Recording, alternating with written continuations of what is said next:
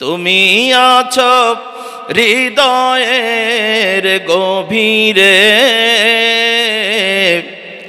ভুলবো তোমায় বলো কি করে। তুমি আছো হৃদয়ের গভীরে, ভুলবো তোমায় বলো কি করে। দেখি নাই তোমার কোনদিন, তবু আছো স্মরণে অমলিন।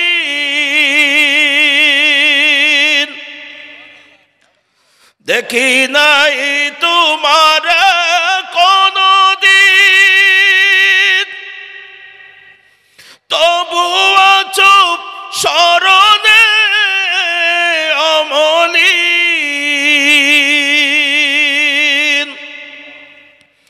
প্রেমের ভুবনে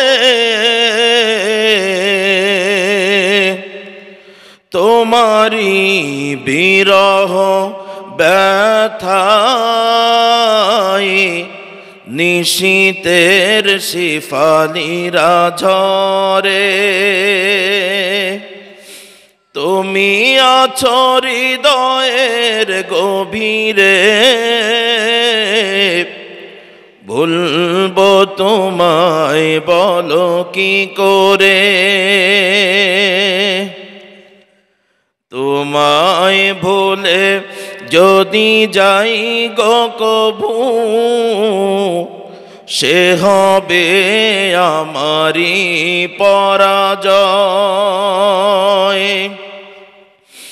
আমার সকল আশার আলো অবেলায় হারিয়ে যাবে হায়। তোমারে যতবার খুঁজেছি, কোরআনের পথ তো বুঝেছি।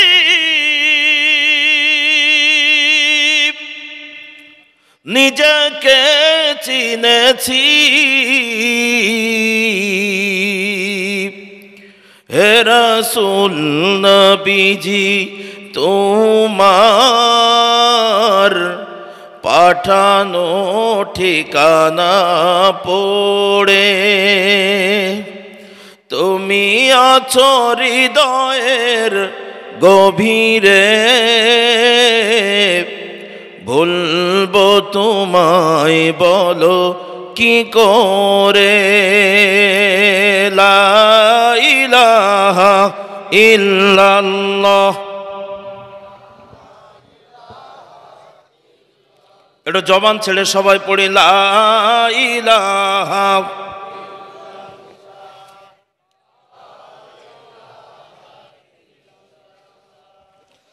লা ইলাহা ইল্লাল্লাহ। নবীজি আপনায় ভুলবো না, আমরা আপনার দিওয়ানা। ও গো নবী শাফায়াত করো, ও গো নবীজি শাফায়াত পাব, এটাই যে মোদের কামনা। লা ইলাহা ইল্লাল্লাহ, লা ইলাহা, জোরে লা ইলাহা ইল্লাল্লাহ, লা ইলাহা ইল্লাল্লাহ মুহাম্মাদুর রাসূলুল্লাহ সাল্লাল্লাহু আলাইহি ওয়াসাল্লাম। মুআজ্জাজ মুহতারাম, উপস্থিত ঐতিহ্যবাহী মুর্শিদাবাদ জেলার খড়গ্রাম থানাধীন নগর জামিয়ার পক্ষ থেকে আয়োজিত এলাকার সর্বস্তরের মানুষের প্রাণপ্রিয় অনুষ্ঠান বার্ষিক কোরআনী মাহফিলের সম্মানিত সভাপতি, আমন্ত্রিত অতিথিবৃন্দ, আমন্ত্রিত উলামায়ে কেরাম, উপস্থিত আছেন মুসলিম জাতির গর্বিত সন্তান জানা অজানা আরও অন্যান্য উলামায়ে হযরত, বয়োজ্যেষ্ঠ বয়োকনিষ্ঠ জ্ঞানী গুণী সুধীজন ভাই ও বাবাজিরা, পর্দানিশিনী অবলা সরলা মা ও বোনেরা। আলোচনার প্রারম্ভে আপনাদের কাছ থেকে আন্তরিক দোয়া পাওয়ার নিমিত্তে আরও একবার মোবারকবাদ জানাই। আসসালামু আলাইকুম ওয়া রাহমাতুল্লাহি ওয়া বারাকাতুহু। আল্লাহ তাবারক ওয়া তাআলার দরবারে শুকরিয়া আদায় করছি যে আল্লাহ তাআলা আপনাকে আমাকে এই মুহূর্তে দুনিয়াবি সব কাজ ফেলে রেখে, ঠিক যেই সময় অনেক মানুষেরা অসুস্থতার কারণে হাসপাতালে পড়ে আছে, অনেক মানুষেরা কারাগারে আবদ্ধ হয়ে আছে, অনেক মানুষেরা বাজার ঘাটে দোকানপাটে বিভিন্ন জায়গায় ব্যক্তি স্বার্থের জন্য ঘোরাফেরা করছে, ঠিক সেই মুহূর্তে এলাকার হাজার হাজার মুসলমান নরনারীর ভিতর থেকে আমাদের মতো কিছু আল্লাহ ভীরু রসুল প্রেমিক মানুষকে রাতের আরামের ঘুমকে উপেক্ষা করে স্বাধীন সুস্থ শরীরে হেন সন্ধিক্ষণে এ জান্নাতি পরিবেশে আসার বসার সুযোগ দানে ধন্য করেছেন, সেই মহান মুনিবের দরবারে শুকরগুজার করছি আলহামদুলিল্লাহ। আর একটু জোরে বলা যাবে না আলহামদুলিল্লাহ? এটা একটুখানি করি, এই সাইডে লোক বেশি, একেবারে জন্য পেছন পেছন মতন লাগতেছে। আপনারা রাগ করেছেন নাকি? আপনাদের দিক সরিয়ে আসলাম তো, এখন একটু ভালো লাগতেছে আলহামদুলিল্লাহ। দুরূদ ও সালাম মানবতার মুক্তির দিশারি, উম্মতের কান্ডারি, আপনার আমার নবী শাফাআতুন নবী সাল্লু আলান নবী, জানার জীবন আদর্শ পালন করলেই প্রকৃত মুসলমান হওয়া যায়। জানার জীবন আদর্শ বাস্তবায়নের জন্য অত্র নগর মাদ্রাসাটি প্রতিষ্ঠিত করা হয়েছে, আজকের মাহফিলের আয়োজন করা হয়েছে এবং আমরা এসেছি। তিনি হলেন আপনার আমার নবী জনাবে মুহাম্মদুর রাসূলুল্লাহ সাল্লাল্লাহু আলাইহি ওয়াসাল্লাম। সম্মানিত হাজিরিন, সন্ধ্যা থেকে পর্যন্ত বিভিন্ন উলামায়ে হযরতের কাছ থেকে কোরআন সুন্নাহর দিক নির্দেশনামূলক তথ্যবহুল আলোচনা শুনেছেন। আমিও গুনাহগার নাসিস নালায়েক, আপনাদের পায়ের ধুলির অধম, আলোচনা করে বুঝাইবো হয়তো এমন ইলম আমার ভিতরে নাই, তবুও দাওয়াতে মেহমান হিসাবে এসেছি। অনেক দূর থেকে অনেক কষ্ট ক্লান্তি উপেক্ষা করে আজকের মজলিসের হক আদায়ের জন্য পবিত্র কোরআনুল কারীমের 1 নম্বর পারা 2 নম্বর সূরা সূরাতুল বাকারার 8 নম্বর আয়াতখানি তেলাওয়াত করেছি। চেনা জানা আপনাদের অনেকের এই আয়াতের উপরে তাফসীরের হাইসিয়াতে শিক্ষণীয় কিছু কথা বলার নিয়ত করেছি। আল্লাহ পাক আমাকে বলার, আপনাদের শোনার, সে অনুযায়ী সকলকে বাস্তব জীবনে আমল করার তৌফিক দান করুন। সবাই বলুন আল্লাহুম্মা আমিন। সম্মানিত হাজিরিন, আজকের মজলিসে আপনারা যারা এসেছেন সদয় অবগতির জন্য জানাই, আমাদের জীবনের মালিক কে? একটু জোরে আওয়াজ দিয়ে বলেন। আল্লাহ তাআলা আপনাকে নয়, আমাকে নয়, সারা পৃথিবীতে এরকম মানুষ, জিন, ফেরেশতা, গরু, ছাগল, হাঁস, মুরগি, এরকম অনেক মাখলুক আল্লাহ তাআলা পৃথিবীতে পাঠিয়েছেন। অনেক প্রাণী আল্লাহ তাআলা পৃথিবীতে পাঠিয়েছেন। আমরা অনেক প্রাণী চিনি, আবার অনেক প্রাণী চিনি না। আপনি আপনার এলাকা থেকে যখন অন্য কোনো এলাকায় যাবেন, এমন কিছু পোকামাকড়, এমন কিছু জীবজন্তু আপনি দেখবেন যেটা আপনি ইতিপূর্বে কখনো দেখেন নাই। কথা বলেন ঠিক না বেঠিক? সিরু ফিল আরদ, আল্লাহ তাআলা পৃথিবী ভ্রমণের জন্য বলেছেন। আপনি যখন পৃথিবী দেখবেন, বেড়াবেন, এক দেশ থেকে আরেক দেশ, দেশ থেকে দেশান্তর যখন ছুটতে থাকবেন, তখন অনেক অনেক প্রাণী আপনার চোখে পড়বে, সবই নতুনত্ব মনে হবে। কারণ আপনারা অনেকে চিড়িয়াখানায় গিয়েছেন না? চিড়িয়াখানায় আপনি গিয়েছেন তো একাধিক চিড়িয়াখানায় যান, কলকাতার চিড়িয়াখানায় যেই প্রাণীগুলো দেখবেন, আপনি দিল্লির চিড়িয়াখানায় গেলে দেখবেন আরও কিছু নতুন প্রাণী আছে যেগুলো কলকাতাতে নাই। এরকম হয় কি হয় না বলেন? এরকম অনেক মাখলুক আল্লাহ তাআলা পৃথিবীতে বানিয়েছেন, যেটা আমাদের কথিত একটা কথা আছে, সমাজের মানুষ, এক শ্রেণীর বিজ্ঞ ব্যক্তিরা এই আল্লাহ তাআলা কত মাখলুক দুনিয়ায় পাঠিয়েছেন এটার সংখ্যার গণনা এককভাবে নির্ধারণ করতে না পেরে বলেছেন, তাফসীরের ভিতরে বিভিন্ন কিতাবের ভিতরে তারা উল্লেখ করেছেন যে 18,000 মাখলুকাত। 18,000 কিন্তু 1,000, 2,000, 3,000, 18,000 এরকম না। এখানে ওলামায়ে কেরাম আল্লাহ তাআলার সৃষ্টিকে অধিক পরিমাণ বোঝানোর জন্য 18,000 সংখ্যাকে ব্যবহার করেছেন, আর ওভাবেই ওটা বইয়ের ভিতরে লেখা হয়ে গেছে। তো আল্লাহ তাআলা অসংখ্য প্রাণী, অসংখ্য মাখলুক এই পৃথিবীতে পাঠিয়েছেন, এটা সুবহানাল্লাহ বলেন। তাহলে সংখ্যাধিক্য বলার জন্য, বোঝানোর জন্য 18,000 বলা হয়েছে। এটাকে বোঝার জন্য সহজ একটা কথা বলি। একজন মানুষকে আপনি ডাক দিচ্ছেন, আব্দুর রহমান এদিকে আসো। উস্তাদ তার ছাত্রকে ডাক দিচ্ছে, ছাত্র অন্যমনস্ক, কথা শোনে নাই। আবার ডাক দিচ্ছে, আব্দুর রহমান এদিকে আসো, তারপরও শোনে নাই। তৃতীয়বার ডাক দিচ্ছে, আব্দুর রহমান এদিকে আসো। জোর করে যখন ডাক দিচ্ছে তো তখন ও তাকায় দেখে, আরে উস্তাদ যে ডাক দিচ্ছে, তো তাড়াতাড়ি চলে আসছে। আসার পরে উস্তাদ বলছে, এই তোর 1000 বার ডাকি কানে শুনিস না? আচ্ছা বলেন তো কয় 1000 বার ডেকেছে? 1 বার, 2 বার, 3 বার, 4 বার। অর্থাৎ মানুষের যখন ধৈর্যের বাঁধ ভেঙে যায় তখন সেটাকে আমরা হাজার হাজার, শত শত এরকম একটা শব্দ উল্লেখ করি। কথা বলেন ঠিক না বেঠিক? 1 বার, 2 বার, 5 বার বলার পরে বাপ ছেলেরে বলে, তোর 100 বার বলি তোর কানে ঢোকে না যে অমুক বাড়ি যাবি না? হ্যাঁ, তোর 100 বার বললাম খবরদার তুই বাজারে যাবি না, তাও গেলি কেন? 1 বার না, 2 বার না, 3 বার বলিছে, 100 বার কখন বললো? এই যে কথা আমাদের সমাজে কিছু আছে, এই কথাগুলো হলো সংখ্যাধিক্য বোঝানোর জন্য, মানুষের সেন্সের বাইরে চলে যাওয়ার কথা। তো আল্লাহ এত মাখলুক পৃথিবীতে পাঠিয়েছেন, যেই মাখলুকের গণনা আমরা মানুষ আজ অবধি কেউ করতে পারি নাই। তাই ওখানে অনেক উলামায়ে কেরাম বলেছেন 18,000 মাখলুকাত, অর্থাৎ আল্লাহর সৃষ্টি অসংখ্য। একটু সুবহানাল্লাহ বলেন। তো আল্লাহ তাআলা পৃথিবীতে যত মাখলুক পাঠিয়েছেন, আমরাও আল্লাহ তাআলার একটা সৃষ্টি প্রাণী। যদি বুঝে থাকেন বলুন তো, আমাদের পরিচয় আমরা কি? মানুষ না আশরাফুল মাখলুকাত? না, এই মানুষের ভিতরে কেউ আশরাফুল মাখলুকাত, আবার কেউ সৃষ্টির নিকৃষ্ট। এক বাক্যে আমাদের বাংলা ভাষায় আমাদের পরিচয় 2 হাত, 2 পা, চোখ, কান, নাক, মুখওয়ালা। আমাদের পরিচয় আমরা কি? জোরে বলেন, মানুষ। আরো জোরে আওয়াজ দিয়ে বলেন, আমরা কি? মানুষ। আচ্ছা, কারা কারা মানুষ একটু হাত উঁচু করেন তো দেখি।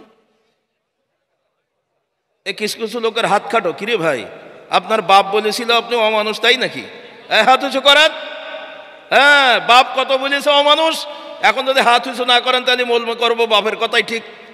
জোরে হাত উঁচু করেন, জোরে আওয়াজ দেন, 2 হাত, 2 আঙুল ফাঁকা করে দেন তো, হালকা করে নাড়া দেন তো, বলেন আমরা অমানুষ। একটু জোরে বলেন। অমানুষের পরের শব্দটা যদি না হন তাহলে না বলবেন। জোরে আওয়াজ দিয়ে বলেন, আমরা অমানুষ। না না শব্দ জোরে বলেন, জোরে আওয়াজ দিয়ে বলেন, আমরা অমানুষ।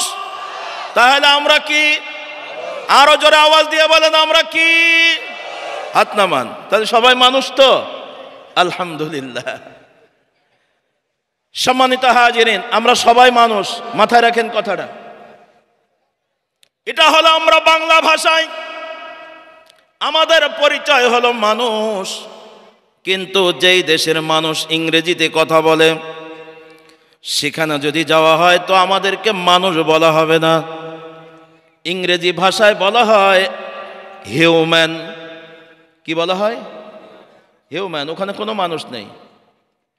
আমেরিকায় কোনো মানুষ নাই, ইংল্যান্ডে কোনো মানুষ নাই, ওখানে সব হলো হিউম্যান।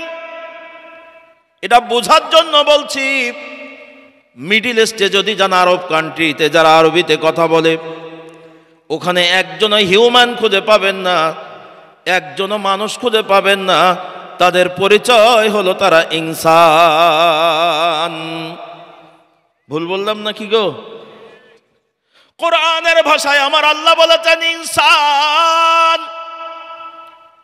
আমরা বাংলা ভাষায় আমরা বলি মানুষ, মারাঠি ভাষায় মানুষ বলে না, গুজরাটি ভাষায় মানুষ বলে না, তামিলনাড়ুতে মানুষ বলে না।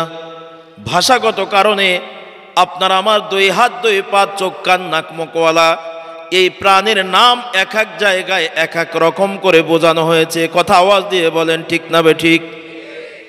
তো আমরা বাংলাদেশে বাংলা ভাষাভাষী মানুষ, আমরা যারা বাঙালি, এই পশ্চিম বাংলায় হোক আর আমার বাংলাদেশে হোক, আমরা এক বাক্যে বলি আমাদের পরিচয় হলো আমরা আল্লাহর একটা মাখলুক।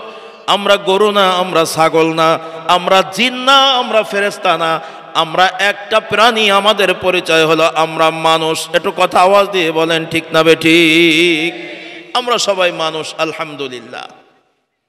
তবে আল্লাহ রাব্বুল আলামিন এই মানুষকে বাহ্যিকভাবে বিভিন্ন আকৃতিতে তৈরি করেছেন। কোন মানুষকে বানাইছেন লম্বা, কোন মানুষকে বানাইছেন খাটো, কাউকে বানাইছেন ফর্সা, আবার কাউকে বানাইছেন কালো, কেউ বা মোটা, কেউ বা পাতলা, কারোর চেহারার সাথে কারোর চেহারার মিল নাই। কথা আওয়াজ দিয়ে বলেন ঠিক না বে ঠিক? কারোর হাঁটার সাথে কারোর হাঁটার মিল নাই, কারোর বসার সাথে কারোর বসার মিল নাই, কারোর কণ্ঠের সাথে কারোর কণ্ঠের মিল। আরে হানা বলেন না, আছে কি না? কবিতা সুন্দর ভাষায় বলছেন, শোনো। আচ্ছা মানুষ বলো দেখি রাত্রে কেন কালো, সূর্যমণি কোথা থেকে পেল এত আলো, ফুলগুলি সব নানান রঙের কেমন করে হয়, পাতাগুলি সবুজ বটে ফুলের মতো নয়, চিনি কেন এত মিষ্টি, তেঁতুল কেন টক, কোকিল কেন এত কালো, সাদা কেন বক, দুধ কেন এত সাদা, মরিচ কেন ঝাল, আমগুলি সব পাকলে পরে কেমনে হয় তা লাল, পশু পাখি কয় না কথা, মানুষ কেন কয়। আচ্ছা মানুষ বলো দেখি এগুলো কেমন করে হয়, সবই প্রভুর করুণার দান, নত শিরে সিজদা করো ওহে মুসলমান। সুবহানাল্লাহ পরে বলবেন নাকি? আমার ভাষা আপনারা মনে হয় বুঝতে পারছেন না। ডিমগুলি সব একই রকম, পার্থক্য নেই মোটে, সাদা কালো বাচ্চাগুলো কেমন করে ফোটে। নাকি আপনাদের নগরে কালো ডিমি কালো বাচ্চা হয়? সব আলাদা হয়? মাশাআল্লাহ। তাহলে আরেকবার জোরে বলেন না সুবহানাল্লাহ। ডিমগুলি সব একই রকম, পার্থক্য নেই মোটে, সাদা কালো বাচ্চাগুলো কেমন করে ফোটে। আমরা সবাই বাস করি এই পৃথিবীর রঙে, হাতের লেখা মুখের চেহারা মেলে না কারোর সঙ্গে, আর মেলে না গলার স্বর আর বুড়ি আঙুলের টিপ। আল্লাহ পাকও একজন আছে, প্রমাণ হলো ঠিক। এই যে ইচ্ছা করে যারা সুবহানাল্লাহ বলেছেন, আপনাদের জন্য আল্লাহ রসুল বলছেন বুখারীর সহিহ হাদিস, যারা ইচ্ছা করে আল্লাহর নিয়ামতের শুকরিয়া আদায় করে একবার সুবহানাল্লাহ বলে, তো জান্নাতের ভিতরে আল্লাহ তাআলা বিরাট বড় একটা তার জন্য গাছ তৈরি করে দেয়। এই আবার যারা ইচ্ছা করে বললেন তাদের হলো, কিন্তু আমরা যারা হুজুররা বলি জোরে বলেন সুবহানাল্লাহ, তো আমি বলার পরে আপনি বলছেন সুবহানাল্লাহ, এই যে জোর করে বলানোর কারণে আপনার সওয়াব হয়েছে, মাগার গাছ হয়নি। কথা কি বুঝে আসছে? এই হাদিসে তাহকিক আছে। সুবহানাল্লাহ বললেই গাছ হয় না, স্বেচ্ছায় অন্তর থেকে বললে গাছ হয়। এবং শুধু তাই না, বুখারীর বর্ণনা, আল্লাহ রসুল বলছেন তোমার সুবহানাল্লাহ বলার জান্নাতের গাছটা এত বড় হবে, সেই গাছের ছায়াটা এত বড় হবে, আল্লাহ তাআলা এত বরকতপূর্ণ করে গাছটা তোমার জন্য বানাবে। সুবহানাল্লাহর গাছ, দুনিয়ার একটা দ্রুতগামী ঘোড়া যদি 100 বছর ধরে দৌড়ায়, তবু ওই গাছটার ছায়া দৌড়ায় শেষ করতে পারবে না। এই যে মেলা গাছের মালিক হয়ে গেল। একটা ছোট্ট মজার তথ্য বলি দেই, কোনো কারণে স্লিপার টান, আমি এখনো শুরু করি নাই, কর্মের কারণে কোনো কারণে যদি আপনি জাহান্নামী হয়ে যান, আল্লাহ না করুন, আল্লাহ আমাদের সবাইকে জান্নাতি বানান, বলেন আমিন। তো কোনো কারণে নেকি কম, গুনাহ একটু বেশি, এ কারণে আপনি জাহান্নামে চলে যাচ্ছেন। এমন সময় আল্লাহর কাছে একটা আপিল করতে পারবেন, হাইকোর্টের মতন। কি আপিল? ও আল্লাহ, 2024 সাল মার্চ মাসের 3 তারিখ পৃথিবীর একটা ছোট্ট দেশ বাংলাদেশ, ওখান থেকে তোমার একটা গোলাম এসেছিল আব্দুস সামাদ আজাদ। উনি তো বলেছিলেন, আল্লাহ রসুল বলেছেন, কোনো মানুষ যদি স্বেচ্ছায় সুবহানাল্লাহ বলে তো জান্নাতের মধ্যে একটা বিরাট বড় গাছ তৈরি হয়ে যায়। ও আল্লাহ, তো আমি তো ওই দিন স্বেচ্ছায় তোমার শুকরিয়া আদায় করে, ডিম দেখতে একরকম, বিভিন্ন শ্রেণীর বাচ্চা বের হয় তার ভিতর থেকে রং বিরঙের, তো আমি তো সেই শুকরিয়া আদায় করে সুবহানাল্লাহ বলেছিলাম, তো আমার জান্নাতের মধ্যে তো ওই দিন সুবহানাল্লাহর গাছ আছে, তুমি আমার জাহান্নামে দিবা, তো আমার গাছের তলায় থাকবে কে? কি বলেন? আফিল করার জায়গা আছে না নাই? সুযোগ খোঁজেন। জান্নাতের মধ্যে আমার গাছ, আর আল্লাহ তুমি আমার জাহান্নামে দিবা, আমার গাছের তলায় থাকবে কেডা? কি আল্লাহ বান্দার সুযোগ খুঁজবে না বলেন? এই জন্য সর্বক্ষণিক জান্নাতের ভিতরে একটা কিছু করে রাখার দরকার। মেলা গাছ রাখে, মেলা গাছ বানিয়ে রাখবেন, অনেক গাছ বানিয়ে রাখবেন। আরেকবার বলেন না সুবহানাল্লাহ। এটা অভ্যাস করার জন্য বলতে বলেছি। আবার শোনেন, ডিমগুলি সব একই রকম, পার্থক্য নেই মোটে, সাদা কালো বাচ্চাগুলো কেমন করে ফোটে। আমরা সবাই বাস করি এই পৃথিবীর অঙ্গে, হাতের লেখা মুখের চেহারা মেলে না কারোর সঙ্গে, আর মেলে না গলার স্বর আর বুড়ি আঙুলের টিপ। আল্লাহ পাকও একজন আছে, প্রমাণ হলো ঠিক। হাতে তালি দিয়েন না রে ভাই, মজা করে। হ্যাঁ, অভ্যাস। যে জোরে বলেন সুবহানাল্লাহ, মাশাআল্লাহ। তাহলে আজকের মাহফিলে আপনারা যারা আছেন সবাই বলেন, এই বিচিত্র পৃথিবীর মালিক কে? আরো জোরে বলেন। মানুষগুলো দেখতে বিচিত্র হতে পারে, ভিন্ন ভিন্ন, মানুষের বসা ভিন্ন ভিন্ন, হাঁটার ভিন্ন ভিন্ন, চেহারার ভিন্নতা আছে। তবে মজার একটা কথা, আল্লাহ রাব্বুল আলামিন স্বভাবগত কারণকে, স্বভাবগত কারণের দিকে তাকাইয়া, স্বভাবগত কারণে আমার আল্লাহ রাব্বুল আলামিন এই মানুষকে 4 ভাগে ভাগ করেছেন। জোরে আওয়াজ দিয়ে বলেন, কয় ভাগ? 4 ভাগ। নাম্বার 1, পৃথিবীতে একদল মানুষ আছে যারা ভালো মন্দ বোঝে না, ওরা উঁচু নিচু বোঝে না, ওরা হালাল হারাম বোঝে না, ওরা রাত দিন বোঝে না, কে ওর মা, কে ওর স্ত্রী, এটা বোঝার যোগ্যতা তাদের নাই। ওরা হালাল হারাম কিছুই বোঝে না, কোনটা ভালো কোনটা মন্দ এটাও বোঝে না। আমার আল্লাহ রাব্বুল আলামিন এই অবুঝ মানুষদেরকে কোরআনের ভাষায় বলেন মাজনুন।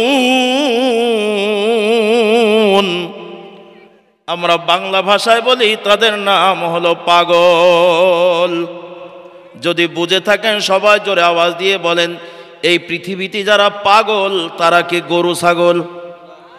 আমার সাথে একটু কথা বলবেন। আমি অ্যাজ এ টিচার, একজন শিক্ষক মানুষ, ছাত্ররা কথা না বললে আমি পড়াইতে পারি না, সেই অভ্যাস আমার মাহফিলের মাঠেও আছে। যারা বলেন যারা পাগল তারা মানুষ না গরু ছাগল? একটু আগে হাত উঁচু করে আপনারা বলেছিলেন আপনারা কি? আরো জোরে বলেন। আমার কথা কি আপনার মনে আছে? একদম শুরু থেকে শেষ পর্যন্ত আমার প্রতিটা কথা মিলাবেন। আমরা সবাই হাত উঁচু করে বলেছি আমরা মানুষ। একজন মানুষও বলি না আমরাও অমানুষ। আমরা মানুষ ছাড়া অন্য কিছুই না, এটা আমাদের প্রাণের দাবি। তো এখন আবার বলছি যারা দুনিয়ায় পাগল তারাও তো মানুষ। তাহলে পাগল মানুষ আর আপনি মানুষের মধ্যে পার্থক্য কোথায়? পাগলের হাত আছে, আপনারও হাত আছে। পাগলের পা আছে, আপনারও পা আছে। পাগলের মাথা আছে, আপনার মাথা আছে। পাগলের জিহ্বা আছে, আপনার জিহ্বা আছে।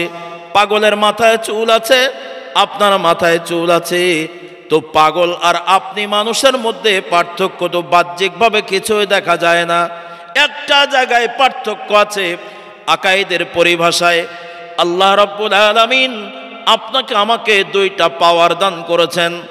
একটার নাম হলো কাসব, আর একটার নাম হলো ইখতিয়ার, যার বাংলা অর্থ হলো বুঝ শক্তি আর অনুভূতি শক্তি। এই বুঝ শক্তি আর অনুভূতি শক্তির সমন্বয় আমরা আল্লাহ তাআলার কাছ থেকে পেয়েছি বড় নিয়ামত আকল, বাংলা ভাষায় যার নাম হলো বিবেক। একটু জোরে বলুন না সুবহানাল্লাহ।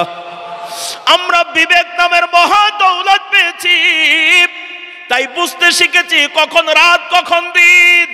বিবেক পাওয়ার কারণে বুঝতে শিখেছি কে আমার মা, কে আমার স্ত্রী, কে আমার বাবা, কে আমার ভাই, কখন সকাল কখন বিকাল, কোনটা আমার বাড়ি, কোনটা আমার বাবার বাড়ি, কোনটা আমার চাচার বাড়ি, কোনটা মসজিদ, কোনটা মাদ্রাসা।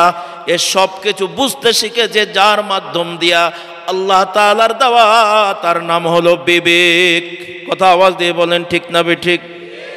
আল্লাহ তাআলা পাগলদেরকে এই বিবেক শক্তি দেয় নাই, যেটা বাইরে থেকে দেখা যায় না।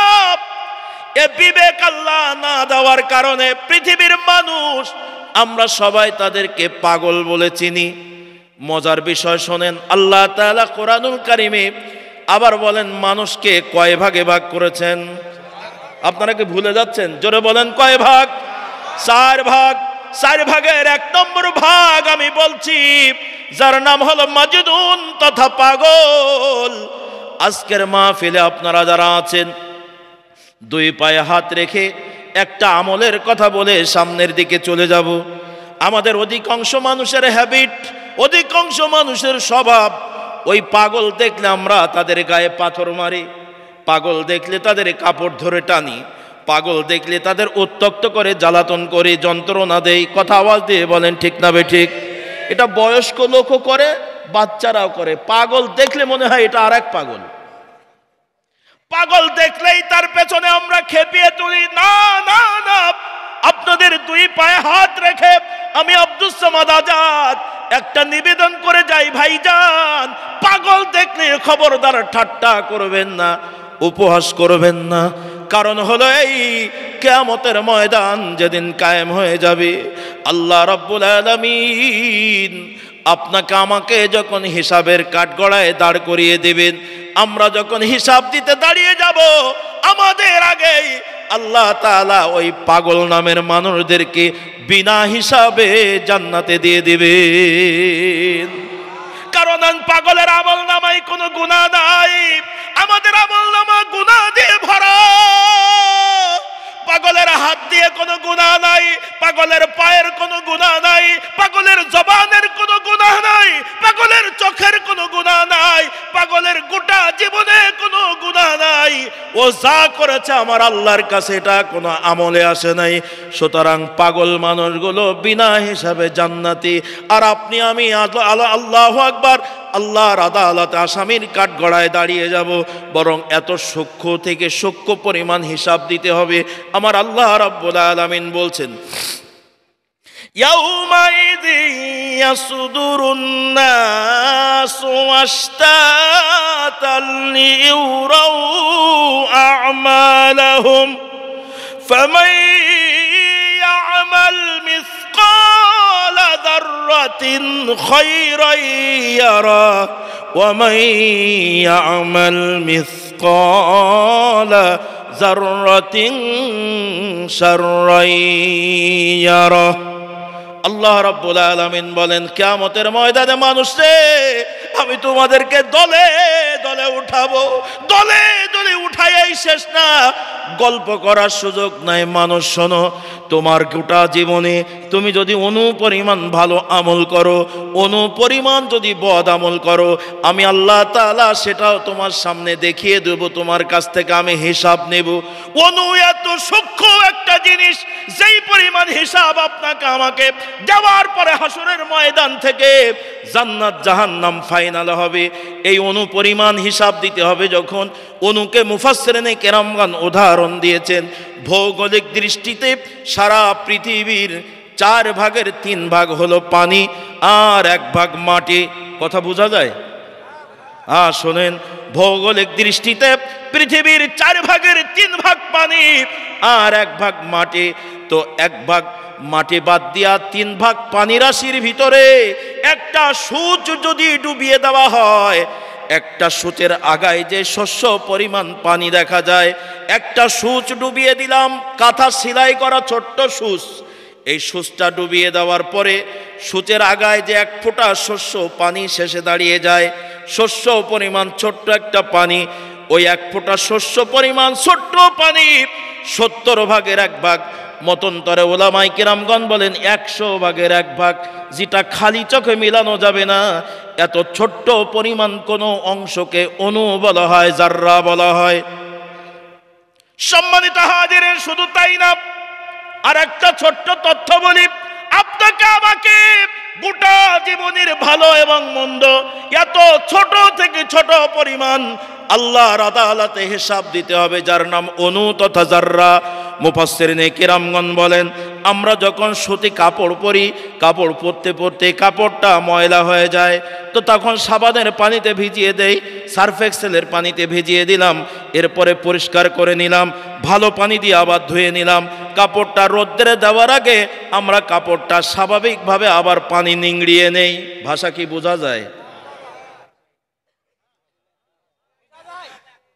চিন্তা করছি কারণ জানেন, কারণ বাংলা ভাষার উৎপত্তি হয়েছে, ইতিহাস বলে, নদিয়াতে। এই মুর্শিদাবাদ আর নদিয়া থেকে বাংলা ভাষার উৎপত্তি। আর এভাবে পূর্ব দিকে যেতে যেতে বাংলাদেশে পৌঁছাইছে, আমাদের চিটাগাং দিয়ে বাংলাদেশের ভাষার খবর হয়ে গেছে। ও আর বোঝা যায় না, বাংলা বলে না ঘোড়া রান্ডা বলে। এই জন্য আপনাদের এই মুর্শিদাবাদ আর নদিয়াতে মাহফিল করতে হলে বাংলা ভাষার ব্যাপারে যথেষ্ট পরিমাণ অভিজ্ঞতা না থাকলে ওই বক্তার শতভাগ কথা শ্রোতারা বুঝতে পারে না। কি কথা আওয়াজ দিয়ে বলেন, ঠিক না বেঠিক?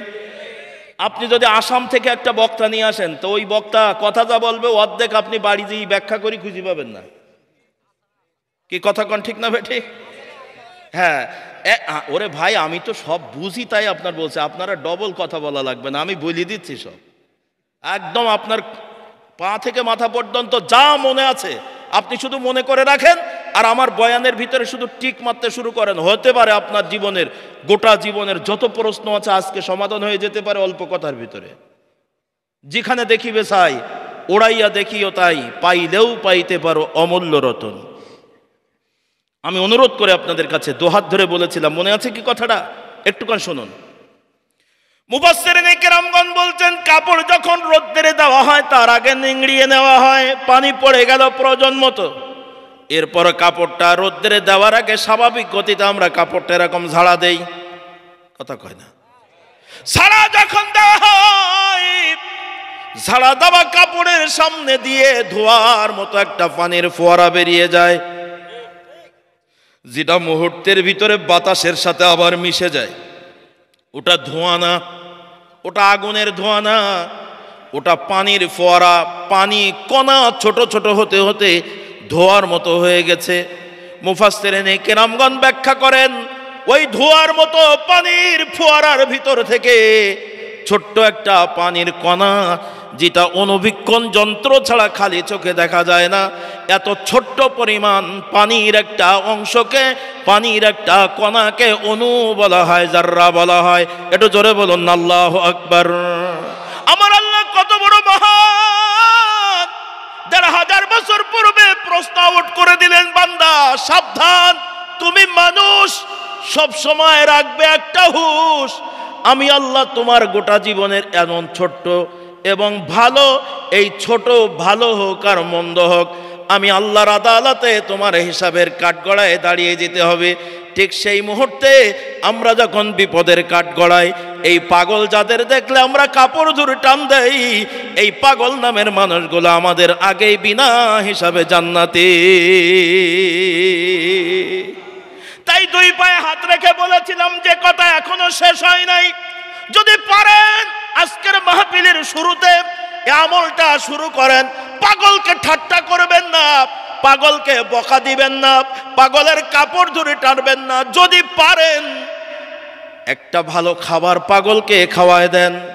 যদি পারেন, পাগলের গায়ে পোশাক নাই, ও পোশাকের মর্যাদা বোঝে না, ও উলঙ্গ হয়ে চলে, ল্যাংটা হয়ে চলে। যদি পারেন তো ওর গায়ে একটা কাপড় দিয়ে দেন। শীতের কনকনে ঠান্ডার ভিতরে পাগল থরথর করে কাঁপছে, গায়ে কোনো শীতের কাপড় নাই, ও বোঝে না তাই যদি পারেন একটা শীতের কাপড় তার গায়ে দিয়ে দেন। বলবেন হুজুর লাভ কি? পাগলের গায়ে কাপড় দিলে পাগল ওটা ছুঁড়ে ফেলে দিবে, পাগলের খাবার দিলে পাগল ওটা ফেলে দিবে। হ্যাঁ, দিতেও পারে, কারণ পাগল তো ভালো খাবারের মর্যাদা বোঝে না, পাগল ভালো পোশাকের মর্যাদা বোঝে না।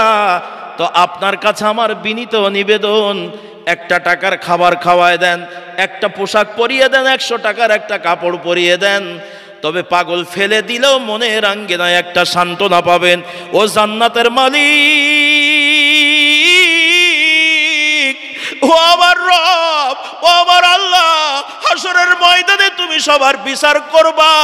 আল্লাহ, আমি হিসাব শেষে জান্নাত পাবো কিনা জানি না, তবে দুনিয়ায় থাকতে নির্ভেজাল একটা জান্নাতি মানুষের খাওয়াইলাম, নির্ভেজাল একটা জান্নাতি মানুষের গায়ে কাপড় দিতে পারলাম। আমলটা বোঝা গেল। আজকে থেকে পাগলকে খেপাবেন। একটু জোরে আওয়াজ দিয়ে বলেন। আপনারা তো মনে হয় এ কথা কোনো জায়গায় শোনেন না, আজকে নতুন শুনি ফেলাইছেন। তবে আমলটা খুবই গুরুত্বপূর্ণ। রাসূল বলেছেন, আখলিসু দীনাকা ইয়াকফিকাল আমালুল কলিল। তোমার ঈমানকে খাঁটি করো, অল্প আমল। আস্তে আস্তে পানি চালাচালি শুরু করলে দিয়ে পারবেন না, কিন্তু দেখেন সঙ্গে সঙ্গে ডাকাডাকি শুরু হয়ে গেছে। একটা দিয়েছেন তো আলহামদুলিল্লাহ, সাধুবাদ জানাই। আন্না স্টেজে যাই থাক, আপনারা চাইেন না এত লোকের পানি মাদ্রাসা দিয়ে পারে নাকি? মাথা খারাপ। একটু কষ্ট নিয়েন না, কষ্ট নিয়েন না, একটু কিছুক্ষণ সময়। আর একান্ত যদি জীবন যায় তাহলে দাঁড়িয়ে যান, পানি দিবানি আমার কাছ থেকে নিয়ে না, আমার এখানে রিজার্ভ পানি আছে। জি, আমি দিবানি ইনশাল্লাহ, তবে সবাই চাইেন না। আল্লাহ রসুল বলছেন, আখলিসু দীনাকা ইয়াকফিকাল আমালুল কলিল। তোমার ঈমানকে খাঁটি করো, অল্প আমলই নাজাতের জন্য যথেষ্ট হইবে। সুবহানাল্লাহ বলেন। তাহলে আজকে ছোট্ট একটা আমল দিলাম, আমলটা পাগল দেখলে আর খেপাখেপি তাড়াতাড়ি নাড়ানাড়ি করবো ইনশাল্লাহ। বলেন ইনশাআল্লাহ। আরো জোরে বলেন ইনশাআল্লাহ।